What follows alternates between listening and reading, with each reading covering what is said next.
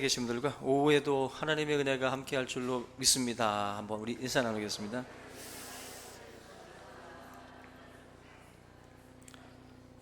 히스기야는 유대의 13대 왕입니다. 아하스의 아들이고 25세의 왕이 돼서 29년간 나라를 다스렸던 왕인데, 먼저 우리가 이 히스기야의 일생에서 중요한 그 사건 세 가지를 여러분들이 좀 기억을 해야 되는데요.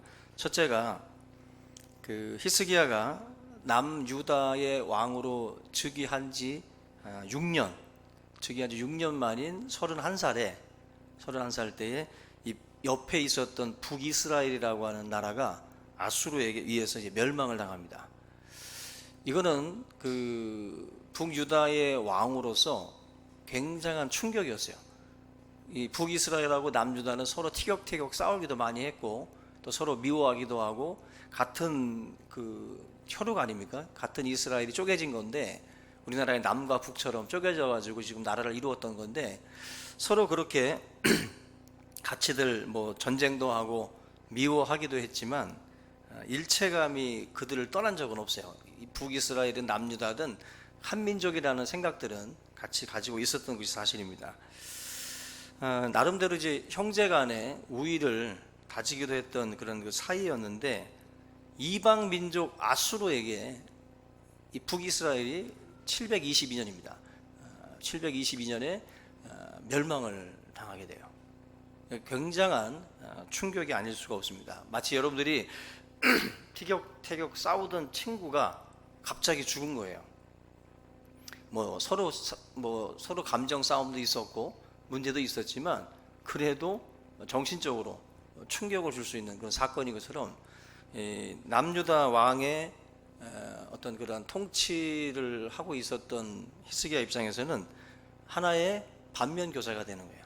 이 북이스라엘이 왜 멸망을 했냐면은 하나님의 말씀을 깨닫지 못하고, 하나님 말씀 무서운 줄 모르고 우상 숭배하고 거짓된 어떤 불의와 하나님의 공의가 무너진 사회였기 때문에 하나님께서 그 북이스라엘을 치셨어요. 이방민족 아수르 들어서. 결국 이게 지금 그 유다의 왕인 히스기야 입장에서는 하나의 교훈이 되는 거예요. 교훈. 그러니까 예루살렘 성전을 히스기야가 나름대로 개혁을 하고 우상을 철폐하고 신상들을 깨고 막 이런 일들을 했던 그러한 이유 중에 하나가 바로 이러한 사건을 목격하면서 나름대로 놀란 거죠. 놀란 가슴에 그런 정리들을 나름대로 한 것인데, 두 번째 사건은 아수르와의 전쟁인데, 아수르라는 나라가 바로 이 히스기야가 통치하던 시기에 또 이 북유다를 침공해 들어와요. 그때 이제 18만 5천 명이라고 하는 어마어마한 군사들을 끌고 오게 되는데, 이때 이 아수르의 왕은 성전의 금은 보화들을 다 달라고 요구합니다. 그래서 뭐 성전 기둥이나 벽에 있던 금까지 다 긁어가지고 다 갖다 바쳐요. 그런데 이거로 끝나는 게 아니라 예루살렘까지 내놓으라는 겁니다.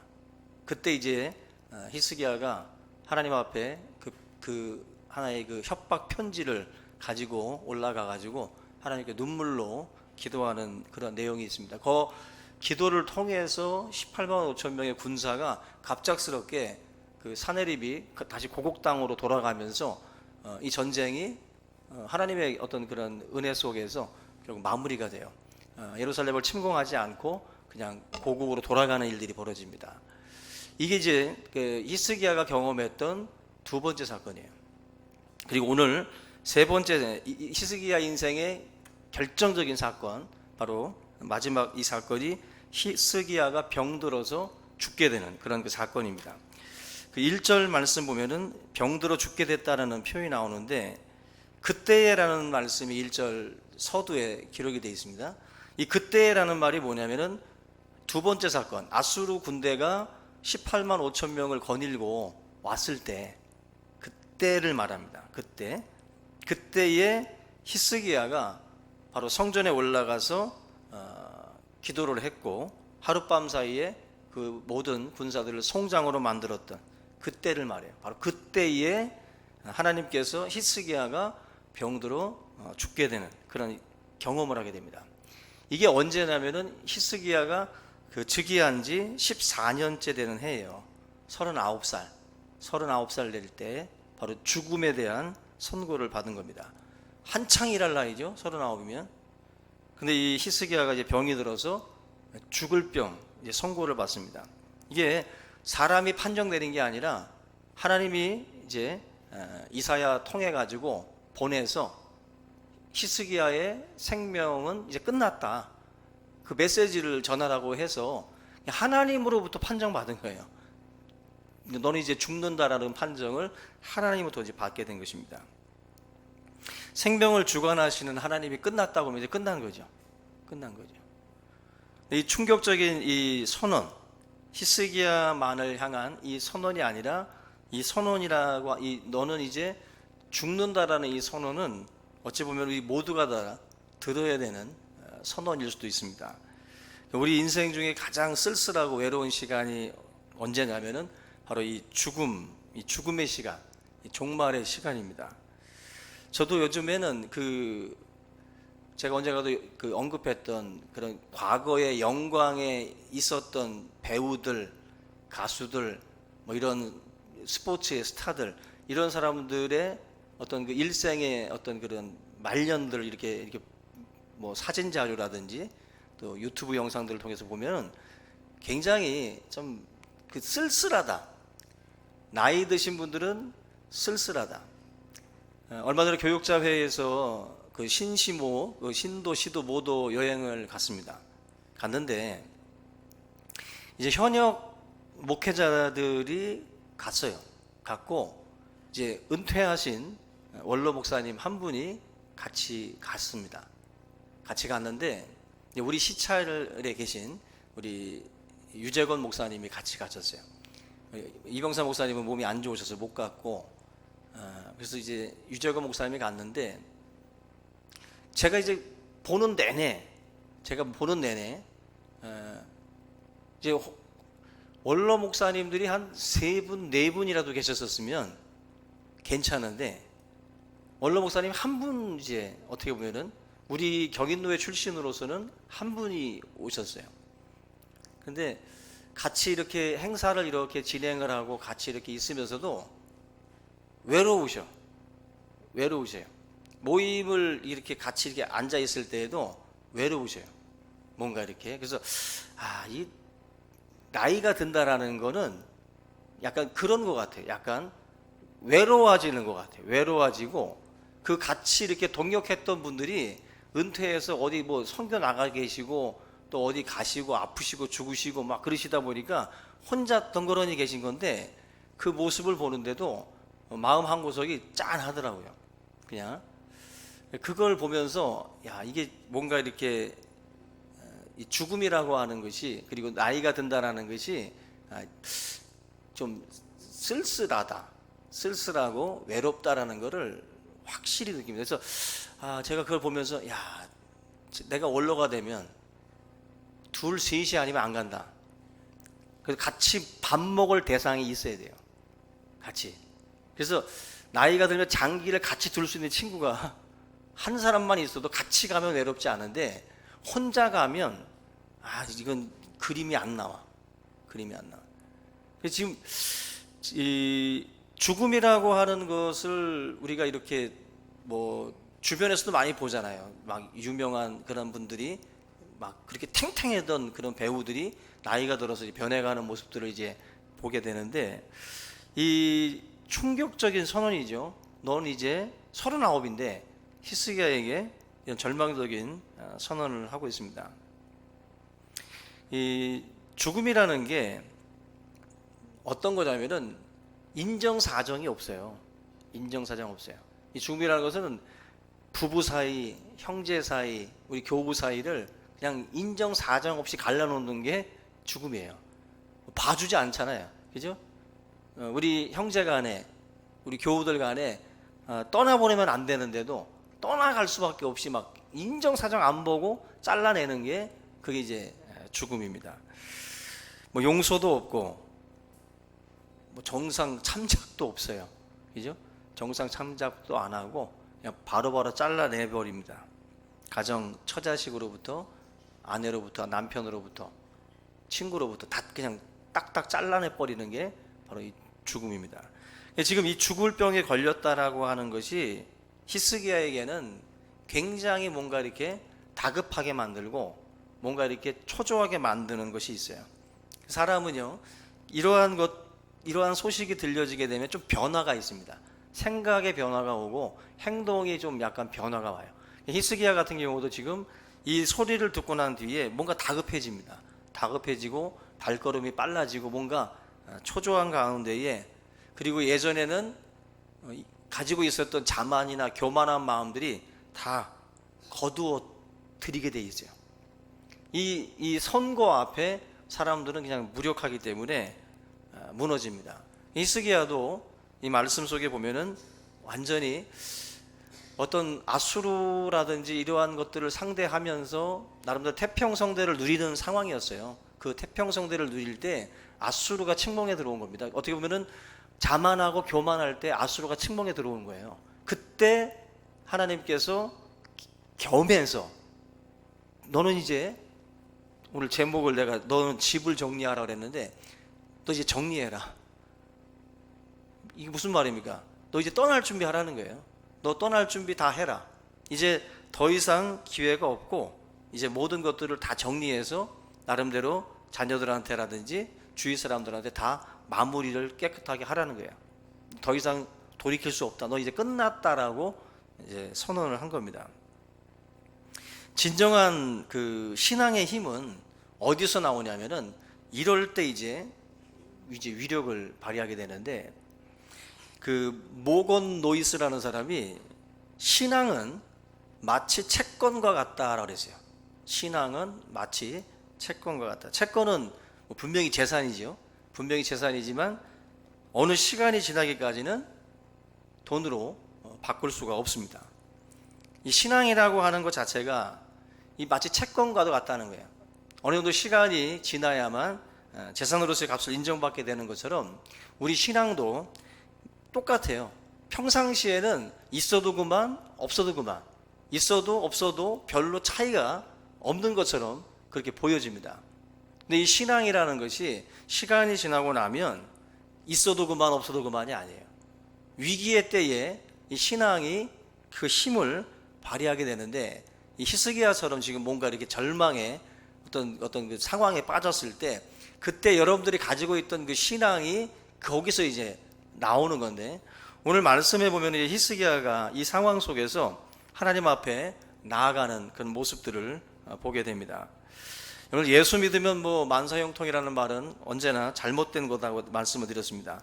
성경적으로 잘못된 그런 그 접근이고, 예수님을 믿어도 고난이 오고 병이 오고 실패가 옵니다. 이 모든 것들에 대해서 부정해서는 안 돼요. 신앙을 가지고 있어도 파도 치지 않는 바다가 어디 있습니까? 마찬가지로 우리 인생도 그걸 다 겪게 돼 있어요. 그래서 욥기에 보시면은 욥이 뭐라고 말하냐면은 5장 7절에 인생은 고난을 위하여 태어났으니 불티가 위로 나름 같다. 불티는 위로 올라가잖아요. 당연한 것처럼 우리가 태어나고 나면 고난이라는 것은 당연히 우리에게 온다라는 거예요. 그래서 신앙생활을 할 때 이 지금 히스기야라는 이 사람이 죽음의 고비에서 어떻게 지금 대처를 하고 있는지를 한번 보셔야 되는데, 2절 보면은 낯을 벽을 향하여 이제 기도했다라고 말씀을 합니다. 우리 잘 아는 이 본문 말씀, 이 벽 뒤에가 뭐가 있냐면은 바로 하나님의 성전이 있습니다. 하나님의 성전. 벽을 향해 기도했다. 그토록 이스라엘 백성들이 사모하고 그리워하는 하나님이 계신 그 성전이 바로 이 히스기야의 그 벽 뒤에 바로 하나님의 성전이 자리를 잡고 있어요.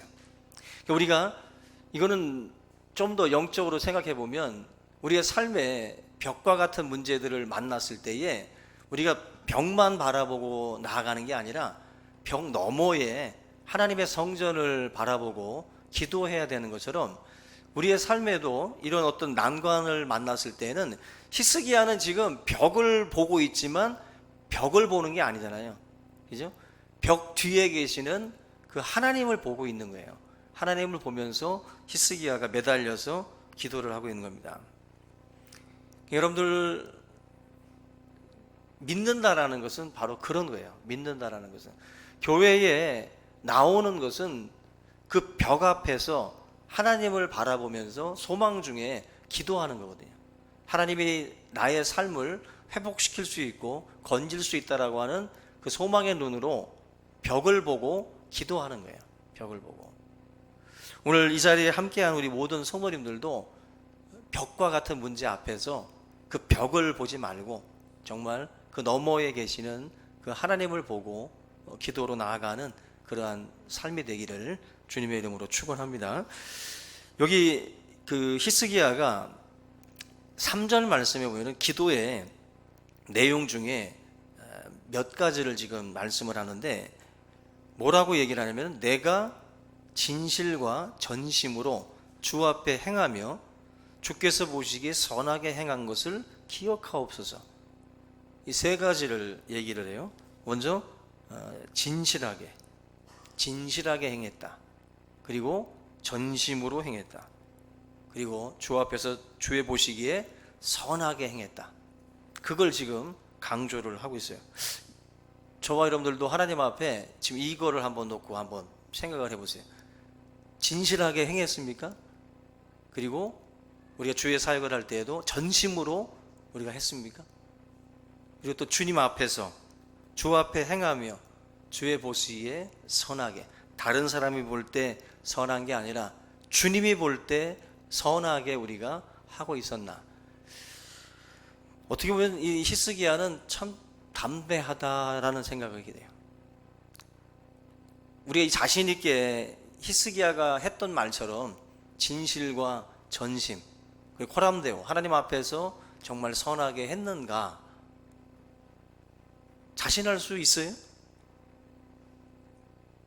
성가대를 하고 찬양대를 하고 교사를 하고 우리가 맡은 바 소임들을 감당할 때에 진실과 전심으로, 그리고 누구를 보여주기 위함이 아니라 내가 하나님 앞에 감사함을 가지고 내가 이 귀한 사역들을 감당을 해 왔는가.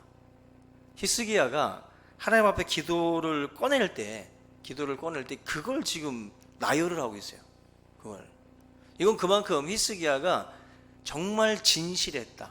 그리고 정말 전심으로 자기가 할 수 있는, 하나님은 최고를 원하지 않고 최선을 원한다는 거죠. 여러분들이 가지고 있는 능력치는 다 다르기 때문에 최고만 바라시면 그건 문제가 있는 하나님이죠. 우리 능력치가 다 달라요. 내가 할 수 있는 최선을 하나님께 드리면 그게 전심이 되는 거예요. 전심으로.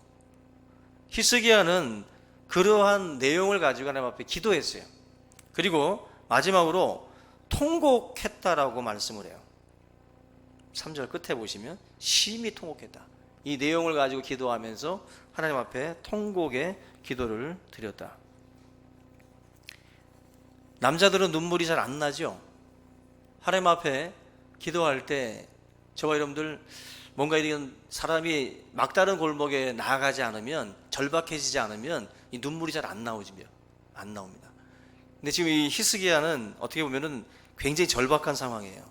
절박한 자리에서, 이 자리에서 하나님 앞에 자신의 삶을 고백하고 그리고 심히 통곡하며 울었다. 통회의 눈물을 하나님께 흘린 겁니다.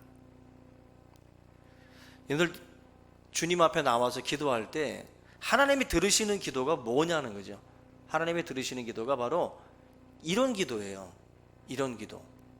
정말로 가슴 절절하게 흐르는 그런 그 눈물이 있는 그 기도를 하나님이 외면하지 않습니다. 하나님은 어떤 목적을 가지고 지금 히스기야를 지금 흔들고 있어요. 우리의 삶도 하나님이 이렇게 흔드시는 그런 상황들이 옵니다. 그냥 내버려 두면 안 움직이거든. 내버려 두면 통곡하지 않거든. 절대로 울지 않거든. 자기가 할 수 있는 모든 것들을 동원해서 문제를 헤쳐나가려고 하지 절대로 하나님 앞에서 울지 않거든. 절대로. 하나님이, 죽음이라는 건 뭐예요? 자기가 어찌할 수 없는 거 아니겠어요? 자기가 더 이상 건드릴 수 없는 거예요. 여기서 이제 무너지는 겁니다. 여기서 무너지는 거예요. 저와 여러분들이 하나님 앞에 우는 자가 되기 바랍니다. 우는 자가. 여러분 웃으면 복이 온다 그러죠. 그리고 웃으면 오래 산다 그러죠. 근데 미국 그 보건센터에서 연구 결과는 보면은 웃음이랑 울음이랑 똑같답니다. 잘 못 웃는 분들은 우세요. 누가 뭐래도 안 웃는 분들은 울어야 돼. 그냥 뭔가 하나님 앞에 자기의 것들을 막 쏟아 놓으면은 정말 그러잖아요. 기도원에서도 막 통곡하고 울고 내려오면 뭔가 시원하죠. 그죠? 뭔가 그런 것처럼 웃든지, 신앙생활을 웃든지 울든지 어정쩡하게 계시지 말고 웃든지 울든지, 맨날 울면서 기도하는 자가 되든지 아니면 좀 웃으면서 신앙생활을 하든지. 하나님 앞에 뭔가 우리의 신앙은 좀 진실과 전심이 담겨져야 돼요. 진실과 전심이. 오늘 시골교회 목사님이 신방을 갔는데 할머니가 감자를 내놨어요. 그래서 이제 감자를 이제 깎아 주시는데 할머니 그 기도 좀 할머니가 하시라고 말씀을 드렸더니 아유 제가 무슨 기도를 하냐고 안 하시더랍니다. 그래서 할머니가 그래도 한마디 하나님 앞에 기도하시라고 그랬더니 그 할머니가 뭐라고 기도했냐면은 하나님 내 죄를 감자 껍질 벗기듯이 다 벗겨주세요 이렇게 기도하더랍니다. 너무 와닿죠. 그죠? 감자 껍질 벗기듯이 다 벗겨주세요. 우리가 이 하나님 앞에 이렇게 벗겨내야 될 죄가 참 많아요. 오늘도 이 시간에 어떻게 기도해야 되겠어요?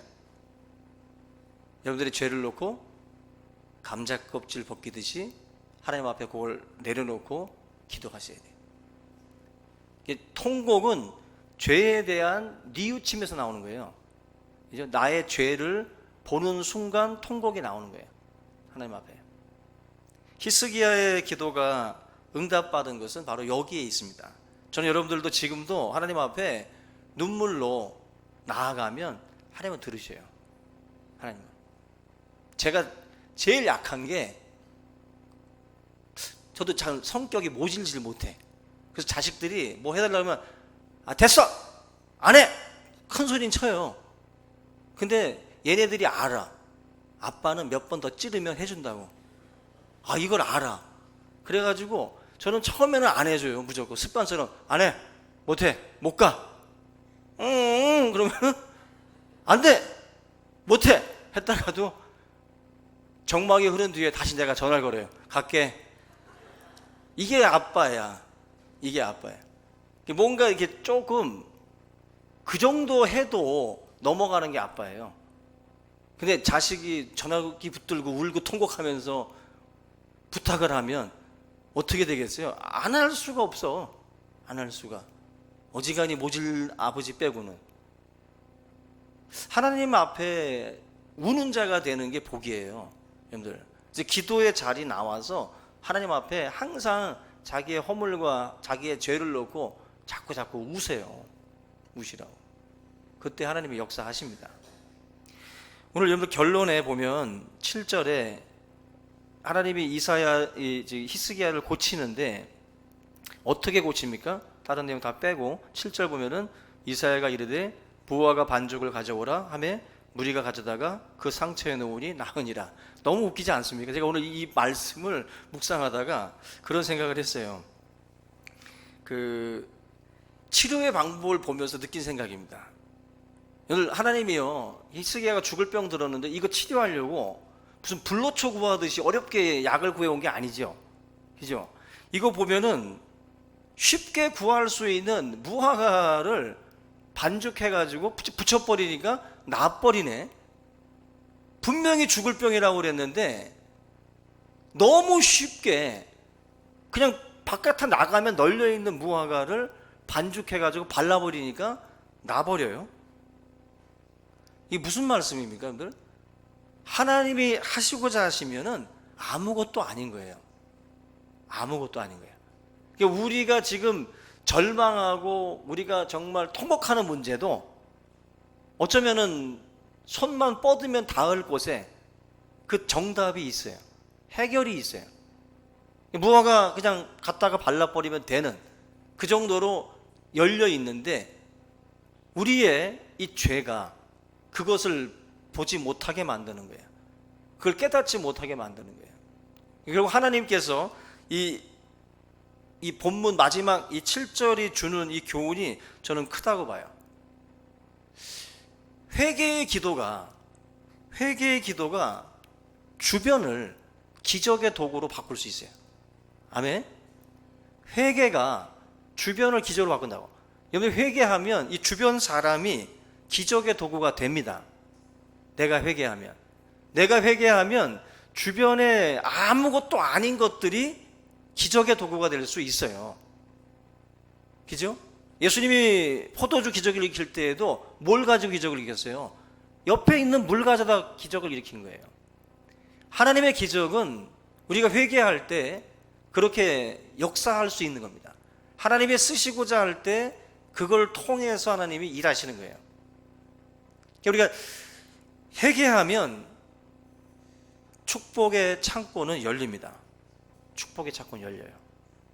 우리가 회개하지 않고 있기 때문에 이 모든 것들이 닫혀 있는 것이고 보이지 않는 것이고 잡히지 않는 거라는 거예요. 오늘 말씀을 다시 한번 여러분들이 새겨서, 내가 엎드릴 때 하나님이 역사하시는구나. 주변을 들어서 여러분들을 돕기를 주의 이름으로 축원합니다. 주변의 도구들을 다 들어서 하나님이 삼라만상 모든 것들을 들어서 하나님이 쓰시면 가능한 거예요. 아멘. 믿음 없는 자들이요, 아멘.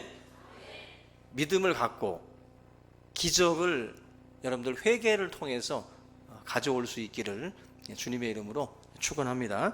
우리 이 시간 말씀을 같이 붙들고 통성으로 기도하겠습니다. 살아계신 하나님 아버지, 은혜와 사랑을 감사합니다. 우리의 삶에 벽을 만나고 답답한 문제 앞에 설 때에 하나님 아버지, 그 벽 너머에 계시는 하나님을 바라보고 소망하며 기도의 자리로 나아갈 수 있도록 인도하여 주시옵소서. 하나님 아버지, 우리가 눈물로 기도할 때에 하나님께서 주위에 있는 모든 것들을 들어서 역사하여 주실 줄로 믿습니다. 하나님 아버지, 보이지 않던 것들이 보이게 하시고 잡히지 않던 것들이 잡히게 하시며, 하나님, 우리 주위의 모든 도구들을 들어서 하나님이 놀랍게 역사하여 주실 줄로 믿습니다. 무화과 반죽을 통해서 죽을 병에서 히스기야를 살리시는 하나님 아버지, 아버지 하나님, 우리의 삶에도 하나님께서 함께 하심으로 이 모든 일들이 가능함을 믿습니다. 아버지 하나님, 주의 백성들이 언제나 하나님 앞에 소망을 두게 하여 주시고 항상 엎드려 기도하며 우리의 진실과 우리의 전심과 또 하나님 앞에서의 신앙을 통해서 주님, 우리의 모든 아버지의 삶을 회복해 나갈 수 있도록 인도하여 주시옵소서. 좋으신 하나님 아버지, 믿음으로 무장하기를 원합니다. 성령으로 기도하기를 원합니다. 하나님 앞에 회개의 눈물로 주님 앞에 엎드릴 때에 주께서 역사하시고 우리의 삶을 받아 주실 줄로 믿습니다. 주님 영광 받아 주시옵소서. 믿습니다. 사랑해 주님 감사합니다. 한 주간도 주의 성도들 이 세상을 또 살아갈 때에 또 하나님 주시는 지혜와 능력으로 살아가게 하시고, 언제나 먼저 우리의 죄와 또 허물을 하나님 앞에 고백하며 항상 하나님 앞에 엎드리는 삶을 살아갈 수 있도록 인도하여 주시옵소서. 문제 앞에, 벽 앞에 설 때마다 언제나 하나님을 소망하고 또 하나님을 바라보며 기도의 자리로 나아가는 모든 성도들 될 수 있도록 인도하여 주시옵소서. 회개할 때에 놀라운 역사들을 하나님 우리 주위의 모든 도구들과 또 사람들을 들어서 역사하실 줄로 믿습니다.